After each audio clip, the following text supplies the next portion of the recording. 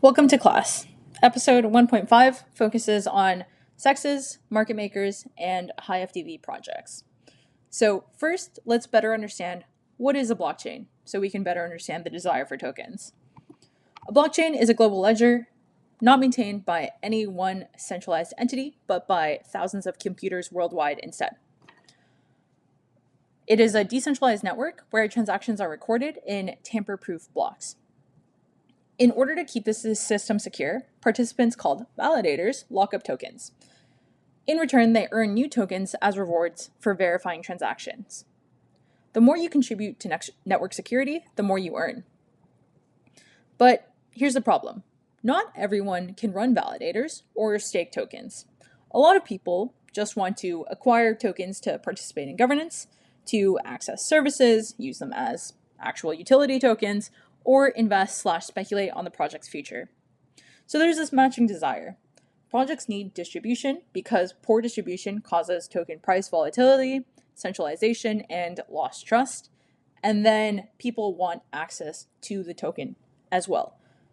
This creates, hopefully, a healthy token economy. So how do you distribute tokens? How do you get access to tokens? Enter centralized exchanges. So over the past 10 years, CEXs were the most scalable form of distribution for tokens.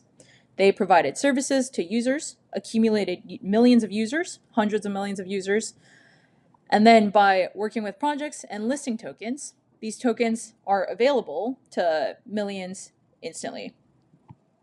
But how do they make profit? So let's say your token price that you're purchasing is $5. You want to buy 1,000 of these $5 tokens. So your notional value is then $5,000. Well, CEXs charge maybe 0.5% per trade on that notional value. So if a CEX charges 0.5%, then the total exchange fee is then $25 on this transaction. So this type of incentive encourages exchanges to list tokens that are higher FDV or higher priced. Thus, this causes a vicious cycle that goes and percolates back towards the project lifecycle. So, for example, knowing that CEXs prefer projects that are higher FDV because then they can make more money off of those trading fees. Let's say a seed round is raised at 40 to 120 million FDV. Then they go to a Series A round.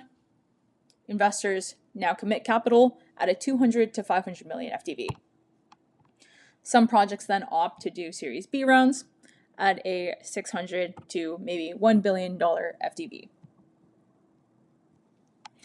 After this round, projects TGE, according to Hayes, typically you roughly see the FDV increase by 31% from the last private round. So that means CEXs list these tokens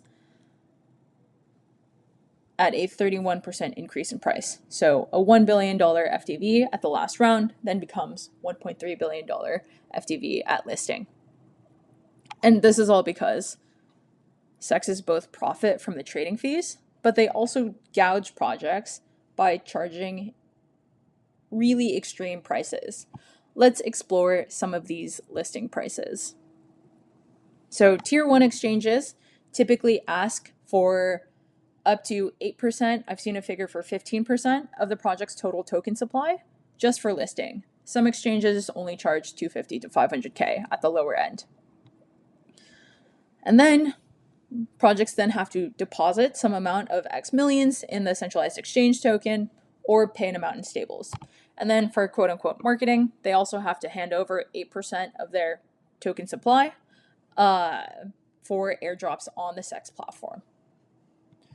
So these are really extreme fees. And why do CEXs get to charge these extreme fees?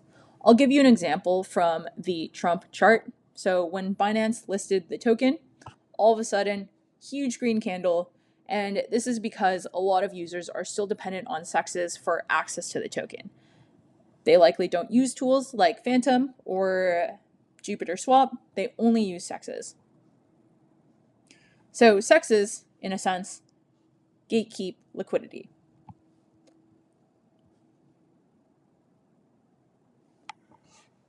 Now, how do we get to the price that's listed on the SEX? I'll take a quick dive into legitimate market makers because legitimate market makers help stabilize price. So market makers work with both the project as well as the SEX. I'll use an analogy with water in that the water level is the price of the token and the spread is how much that price varies throughout any duration of time. So adding water is like buying tokens, and then diminishing the water supply, draining the water supply, is selling tokens. And this is so traders can drink from that water at a very stable price and volume depth. So larger traders eat larger chunks and smaller traders eat smaller chunks. Now, you can avoid working with sexes and market makers somewhat altogether. I'll hyper focus on this specific example of creating a pool.